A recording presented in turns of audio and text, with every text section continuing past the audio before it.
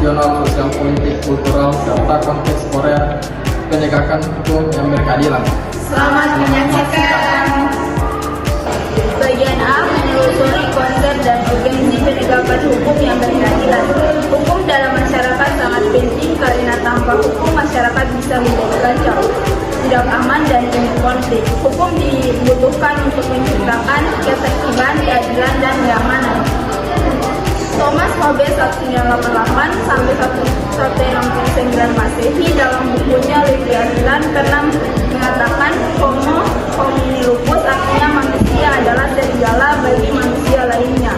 Manusia memiliki keinginan dan nafsu yang berbeda-beda antara manusia yang satu dan yang lainnya. Nafsu yang dimiliki manusia ada yang baik dan ada nafsu yang tidak baik. Inilah salah satu argumen mengapa aturan hukum perlu diperlukan.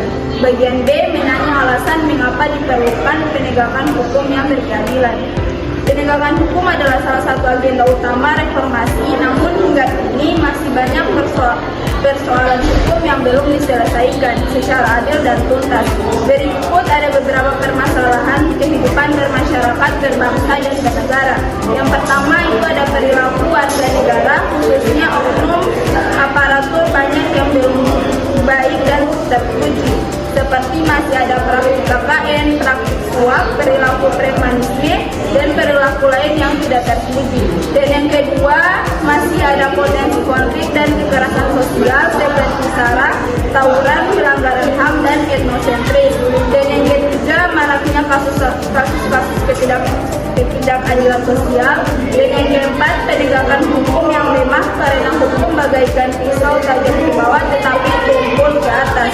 Dan yang kelima yaitu pelanggaran oleh wajib pajak atas penegakan hukum dalam bidang perpajakan. Oleh karena itu, penegakan hukum yang adil diperlukan untuk melindungi rakyat, mencerdaskan kehidupan berbangsa, dan mensejahterakan masyarakat dan menjaga ketertiban.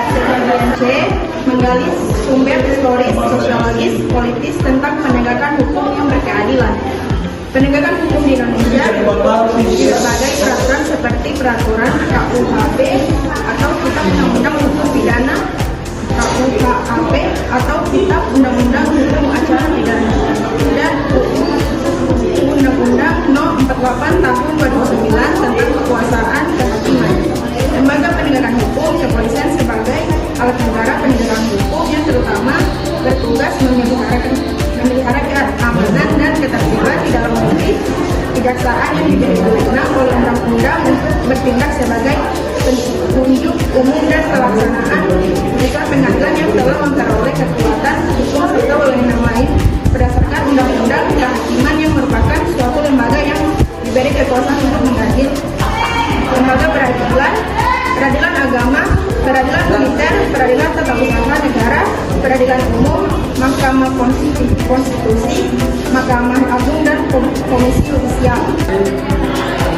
Tentang mengajukan tantangan pergerakan hukum yang berkeadilan di Indonesia. Negara Indonesia merupakan negara yang sudah memiliki perangkat hukum dan lembaga penegak hukum yang memadai. Namun implementasi penegakan hukum yang berkeadilan seringkali belum maksimal karena masih banyak aparatur penegak hukum yang seharusnya jadi produk untuk masyarakat. Dalam penegakan hukum yang adil bukan justru melanggar hukum. Hal ini dipicu oleh berbagai tantangan yang dihadapi seperti masih adanya praktik KKN, suap, konflik sosial, kekerasan, SARA, tawuran, pelanggaran HAM, ketidakadilan hukum, dan normalisasi. Dan esensi dan organisasi penegakan hukum yang berkeadilan di Indonesia. Penegakan hukum bertujuan untuk mewujudkan peraturan hukum demi derajatnya ketertiban dan keadilan masyarakat. Apa yang terjadi di dalam peraturan hukum, pasal-pasal hukum material dapat terwujud dalam proses pelaksanaan penegakan hukum masyarakat. Dengan kata lain, penegakan hukum pada dasarnya bertujuan untuk meningkatkan ketertiban dan kepastian hukum. Pada dasarnya bertujuan untuk meningkatkan ketertiban dan kepastian hukum dalam masyarakat merasa teroleh dan akan tidak kewajiban. Video dari kelompok kami. Wassalamualaikum warahmatullahi wabarakatuh.